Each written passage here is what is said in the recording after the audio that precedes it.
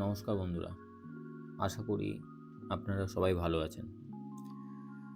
Market একটু green হলেও fair value gap fair value না, ফেয়ার অ্যান্ড গ্রিড ইন্ডেক্স কিন্তু ওই ২১-এর ধারে কাছে। কিন্তু কারেন্ট প্রাইস হচ্ছে 88,000। তো ম্যাক্সিমাম এক্সট্রিম পেন আছে মার্কেটে, ম্যাক্সিমাম পেন আছে। আমরা সাধারণত যখন ম্যাক্সিমাম পেন থাকে মার্কেটে বা এত বেশি সেল অফ হয়, তখন কিন্তু আমরা বাই করতে পারি না কোনোভাবেই না। মানুষের সাইকোলজি, ট্রেডিংটা আমার যেটা মনে হয় বা বড় বড় যারা ট্রেডার তারা যেটা বলেন যে ট্রেডিংটা টোটালটাই সাইকোলজি। বাই সেল ডিমান্ডের ওপরে বাই সেল হয় বা দাম বাড়ে বা কমে, সেটা আলাদা জিনিস। কিন্তু আমাদের মানে সাধারণ রিটেলারদের সাইকোলজি নিয়ে খেলে বড় বড় ভেলরা। এটা অস্বীকার করার কিচ্ছু নেই। যারা মার্কেটে অনেক দিন থেকে আছে তারা ঠিক আমার কথাটার মানে বুঝতে পারছে আমি কি বলতে চাইছি। বিটকয়েন ইটিএফ এর যদি দিকে দেখি, 25 তারিখ কোনো বাইং নেই, সেলিং আছে বেশি। 24-25 মানে নর্মালি দেখতে গেলে 18 তারিখ থেকে যে টোটাল যে সেলিং, সেটা কিন্তু কন্টিনিউ 25 তারিখ পর্যন্ত আছে। আমি দেখাবো, ভিডিওটা শেষ পর্যন্ত থাকুন। আমি এমন কিছু কিছু তথ্য দেখাবো, দেখলে মোটামুটি বুঝতে পারবেন যে অ্যাকচুয়ালি বিটকয়েনের প্রাইসটা কতটা আসতে পারে বা কতটা ডাউন নামতে পারে। তার কারণ এক্স্যাক্ট বা 100% কেউ হয়তো বলতে পারবে না, এটা আমিও বলতে পারবো না। কিন্তু কিছুটা হলেও আইডিয়া দিতে পারবো, কিছুটা হলেও যে আইডিয়া পাওয়া বা কতটা হতে পারে, আমরা যে প্রিপারেশনটা নেওয়া, সেটা হয়তো নিতে পারবো। যেমন দেখুন, গতকালকের যে লিকুইডেট হয়েছে প্রায় 1.04 বিলিয়ন শর্ট আর লং নিয়ে। তো এখানে একটু ভেবে দেখবেন যে কি পরিমাণে মার্কেট থেকে বেরিয়েছে। এই যে টাকাটা বেরিয়েছে, বেশিরভাগটা দেখবেন যে সমস্ত রিটেলারদের কিন্তু 1x 2x যারা ফিউচারে ট্রেড করে তাদের 1x 2x-এ তারা কিন্তু লিকুইডেট হয়ে গেছে। 2x-এও লিকুইডেট হয়েছে, 1x 2x 3x-এও লিকুইডেট হয়ে গেছে। তাহলে টাকাটা কোথাও গেল তো? তার মানে বড় বড় ভেলরা কিন্তু এখানে গেম খেলেছে। আরেকটা যেটা মার্কেটে এই মুহূর্তে আলোচনা হচ্ছে যে অ্যাকচুয়ালি আমাদের যে ফেব্রুয়ারি মান্থে বিটকয়েনের কিন্তু গড় যদি আমি দেখতে যাই তাহলে কিন্তু পজিটিভ মান্থ। যখনই জানুয়ারি পরে ফেব্রুয়ারি যখন পড়লো, তখন কিন্তু আমরা অলরেডি ভেবেছিলাম যে মার্কেট খুব ভালো যাবে এবং মার্কেট বুলিশ হবে, কারণ বুলিশ নিউজ ছিল।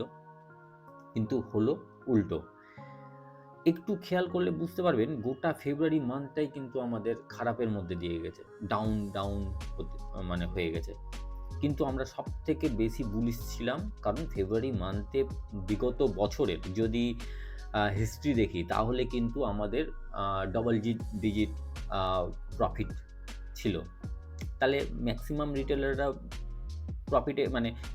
রিটেলাররা কিন্তু বুলিশ ছিল, কারণ এফটিএক্সের যে ক্র্যাশের টাকাও কিন্তু রিটার্ন অ্যামাউন্ট পাওয়া শুরু হয়ে ফেব্রুয়ারি থেকেই পেত, প্লাস ইউএসের ম্যাক্সিমাম বুলিশ নিউজ ছিল।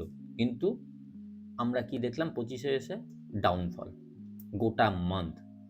এবার এখানে হচ্ছে মার্চ মাসটাও কিন্তু টানা রেড দেখতে পাচ্ছি। 2014, 15, 16, 17, 18, 19-এ একটু গ্রিন হলেও 20-তে আবার ডাউন। আর পরপর এদিকে 21, 22, 23, 24 গ্রিন, ডবল ডিজিট অলমোস্ট।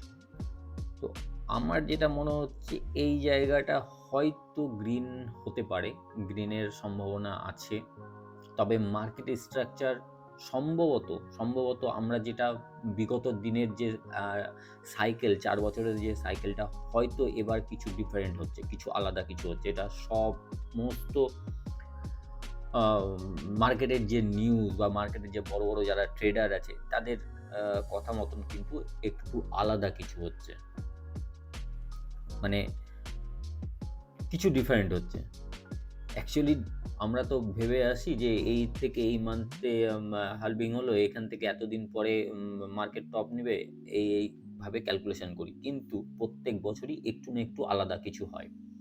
পরে যখন চলে যাবে তারপর ক্যালকুলেশন করে দেখবেন মোটামুটি একই রকমই জিনিস হয়েছে। আচ্ছা, আমি আরেকটা যেটা দেখাবো সবথেকে লিকুইডেশন। লিকুইডেট তো করেছে। ম্যাক্সিমাম এই যে ইয়েলো দাগগুলো দেখছেন এগুলোতে লিকুইডেট তো হয়েছে। কিন্তু আমি একটা জিনিস যেটা লিকুইডেট তো হয়েছে। দেখুন এখানে লক্ষ্য করে দেখবেন এই জায়গাটা হেভি পরিমাণে লিকুইডেশন ছিল, যেখানে আমাদের এটা পুরো নেমেছে এটা হচ্ছে আপনার ৮৬ থেকে জাস্ট এখন হচ্ছে ৮৮,৯০০। তাহলে এখানে দেখুন হলো দাগ, এখানে লিকুইডেশন হয়েছে। কিন্তু মেন আমার যেটা চিন্তা হচ্ছে যে এই জায়গাটা হচ্ছে লিকুইডেশন আছে। কত আছে? আমি যদি দেখি এখানে হচ্ছে ৭৭,২০০ থেকে এটা হচ্ছে ৭৩,৯৪০। ৭৭,২০০ থেকে ৭৩,৯৪০ এই জায়গাটা কিন্তু হেভি পরিমাণে লিকুইডেশন আছে। মার্কেট যখন নিচে নামছে এই জায়গাটা কিন্তু একটা সন্দেহজনক। আচ্ছা, এবার বাইং অর্ডার কেমন আছে? ভেলদের বাইং অর্ডার কেমন আছে? ভেলদের যদি বাইং অর্ডার দেখতে যাই ৮৭ এগুলোতে যা আছে হালকা আছে। তবে হ্যাঁ বন্ধুরা, আরেকটা জিনিস আমি বলে দেই, এখানে এটা আমি দেখছি বাইন্যান্সের বাইং অর্ডার। তবে এখানে আছে মোটামুটি ৭৭ পর্যন্ত আছে বাইং অর্ডার তো টোটালটাতেই থাকবে, কিন্তু যারা বড়, বড় অ্যামাউন্টের বাইং করে তারা মনে হয় না বাইং অর্ডারটা আমরা দেখতে পারবো। শুধুমাত্র ওটা এক্সচেঞ্জের কাছেই থাকে এবং ভিআইপি তারা ভিআইপি ক্যাটাগরির মানে সাপোর্ট পায়। কারণ তাদের বাইং অর্ডার আমরা দেখতেও পাবো না। তারা হঠাৎ করে আসবে, মার্কেট পাম্প নিয়ে বেরিয়ে যাবে। কিন্তু এখানে যেটা সবথেকে বড় চিন্তার কারণ, আমি তো এখানে লিকুইডেশনটা দেখিয়ে দিলাম যে এখান থেকে ৭৭ থেকে ৭৩,২২০ তো সবথেকে যেটা চিন্তা সবাই যেটা দেখছে, কালকে ভিডিওতেও আমি যেটা বলেছি যে সিএমই গ্যাপ। সিএমই গ্যাপটা কোথায় আছে? সিএমই গ্যাপ আছে ৮০,০০০ থেকে অলমোস্ট ৭৭,৮৯৫। এই যে সিএমই গ্যাপ, মার্কেটে কিন্তু সবাই একই কথায় আসছে বা আমাদের রিটেলারদের একই কথায়, কারণ সিএমই গ্যাপটা ফুলফিল হয়েছে প্রত্যেকবার সিএমই গ্যাপ ফুলফিল হয়েছে। এতটা মার্কেট আসলেও মার্কেটের যে স্ট্রাকচার সেটা কিন্তু দেখুন যেভাবে করে বেড়েছে, ডাউন নেমেছে, আবার বেড়েছে, কিন্তু মার্কেট কিন্তু স্টে হয়নি। আর সব থেকে আরেকটা জিনিস, মার্কেটে এমন কিছু নিউজ নেই যে ওপরের দিকে উঠতে পারে। মার্কেট কেন ওপরের দিকে উঠবে? নিউজের খেলাটা হয় পাবলিকের সাথে, মানে রিটেলারদের সাথে। নিউজ, হাই নিউজ, ট্রেন্ডিং মানে ভালো নিউজ, ফোমো নিউজ করে দিল বা ব্যাড নিউজ আসলো, মার্কেটে ডাউনফল হলো। ঠিক আছে, আল্টিমেটলি তো বাইং তো কেউ করে ওই সময়টা। নিউজের টাইমে তো বড় কোনো ভেলদের বাইং তো হয়। বাইং না হলে মার্কেটটা উপরে যায় কীভাবে? এখান থেকেই যদি এখন একটা গ্রিন ক্যান্ডেল বড় তৈরি হয়, আমরা রিটেলাররা কিন্তু জাম্প করতে শুরু করব। কিন্তু এই যে বড় ক্যান্ডেল যেটা তৈরি হবে, সেটা তো আলটিমেটলি কোনো বড় ভেল বা বড় ইনস্টিটিউশন বা কোনো কান্ট্রি থেকে বাই তো হচ্ছে। সেই বাইংটা না আসলে কিন্তু রিটেলাররা জাম্প করবে না। এই মুহূর্তে কিন্তু কোনো রিটেলারদের ক্ষমতা নেই যে এখান থেকে বাই করা, কারণ জানেই না সে কতটা নামতে পারে। মোটামুটি এই সিএমই গ্যাপটা সবাই আমরা দেখতে পাচ্ছি। সবার টার্গেট হয়তো সিএমই গ্যাপ ফুলফিল হবে এবার। ফুলফিল হওয়া মানে ধরুন রাউন্ড ফিগারে $৭৮,০০০ নামা, তাহলে অটোমেটিক কেউ এখান থেকে লং করবে না। মেন প্রবলেম দেখুন, আপনি যদি স্পটে বাই করেন তাহলে আপনি এখানেও করতে পারেন, এখানেও করতে পারেন। মাইকেল সেলারের মতন লোক দেখুন তার কাছে টাকা থাকতে পারে কিন্তু তার কাছে টিম আছে। তারপরেও সে $97,000 $2 বিলিয়ন বাই করলো। তারপরে যে মার্কেটটা নামলো, অত যদি ইন্টারনাল নিউজ থাকতো তাহলে তো এখানে বাই করতে পারতো। তাহলে এটা ভাবতে হবে টোটাল অল ওভার ওয়ার্ল্ড বেসিসে এটা বাইং চলছে। তো কোথাকার কোন ভেল কিভাবে ডাউন করাবে, কিভাবে মার্কেট উঠাবে এটা কারো কাছে মানে শিওর নেই। তাদের কাছে এত বড়, বড় টিম থাকার পরও তারা অ্যাকুরেট যে মেজারমেন্ট সেটা করতে পারছে না। সবথেকে বড় ব্যাপারটা হচ্ছে এটাই, আমি যেটা বলতে চাইছি। আমরা এই সিএমই গ্যাপটা সবাই দেখছি। সবাই দেখতে পাচ্ছি। এটা এমন না যে শুধু আমি দেখতে পাচ্ছি বা কয়েকজন দেখতে পাচ্ছে সেটা না। সবাই দেখছি যে এই জায়গাটা সিএমই গ্যাপ আছে এবং মার্কেটে প্রত্যেকবার এই সিএমই গ্যাপ ফুলফিল হয়েছে। এবার ব্যাপার হচ্ছে আমাদের মতন রিটেলাররা যদি আমরা লং শর্ট করি, ফিউচারে ট্রেড করি বা স্পটে কিনি, তাহলে তো আমরা এই জায়গাটাই বাইং করে রাখতে পারি, তাই না? এই জায়গাটা বাইং করে রাখবো, মার্কেট আস্তে করে নামবে বা হঠাৎ করে নামবে, বাই করবে, উঠে যাবে। এরকম হয়েছে বন্ধুরা? ভালো করে মিলিয়ে দেখুন তো। আপনি যদি মার্কেটে অনেকদিন থেকে থাকেন তাহলে আপনি শিওর বুঝতে পারবেন যে আপনার সাথে এরকম ঘটেছে কিনা, যে আপনি বাই করলেন, কিনলো, উঠে গেল।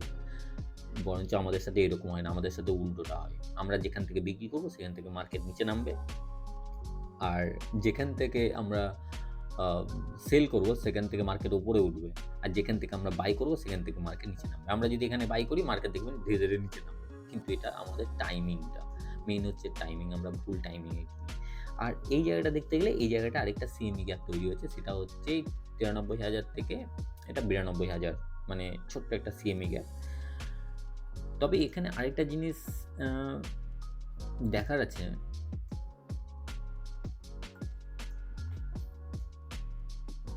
এখানে 93, আমি যেটা এখানে বলতে চাইছি, যদি আমি 1 ঘন্টার 1 ঘন্টার দেখি, এই যে দেখুন এই জায়গাটা কিছু লিকুইডেশন তৈরি হয়েছে এই 92,100 থেকে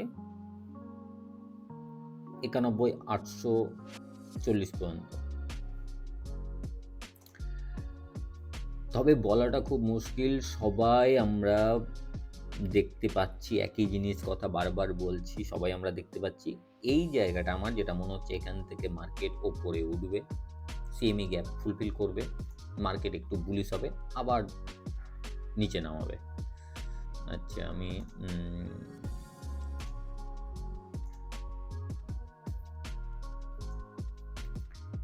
আমার যেটা মনে হচ্ছে মার্কেট এখানে যাবে, সিএমই গ্যাপ ফুলফিল করবে, মার্কেটে একটু বুলিশ আসবে, আর আমার মনে হচ্ছে এখানে নামাবে। এরকম কিছু একটা হতে পারে, কারণ এই মুহূর্তে এমন কোনো বুলিশ নিউজ নেই যে মার্কেট ওপরের দিকে যাওয়ার। তবে এখানে একটা জিনিস বলার আছে, মার্কেট কিন্তু একটু আলাদা। আমার মনে হয় প্রত্যেক বছরে, মানে প্রত্যেক বিগত দিনের মতো কিন্তু এবার মার্কেট না। এবার কারণ বড় বড় ইনস্টিটিউশন, বড় বড় কান্ট্রি ইনভলভ হচ্ছে, বিশেষ করে ইউএসের মতন কান্ট্রি। ইউএসের প্রায় 50টা স্টেটের মধ্যে প্রায় 50% স্টেট কিন্তু রিজার্ভ বিটকয়েন রিজার্ভের জন্য অ্যাপ্লাই হয়ে গেছে, তাদেরও কিন্তু অ্যাপ্রুভ হবে। তো আপনাদের কি মনে হয় যে তাদের অ্যাপ্রুভ হওয়ার পর তারা ওই 1 লাখের ঘরে বিটকয়েন বাই করবে?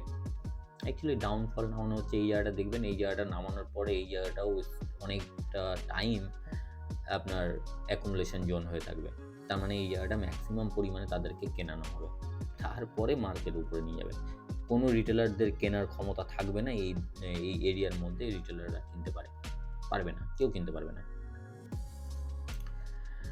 এবার যদি আমরা ডমিনেন্সের দিকে দেখি,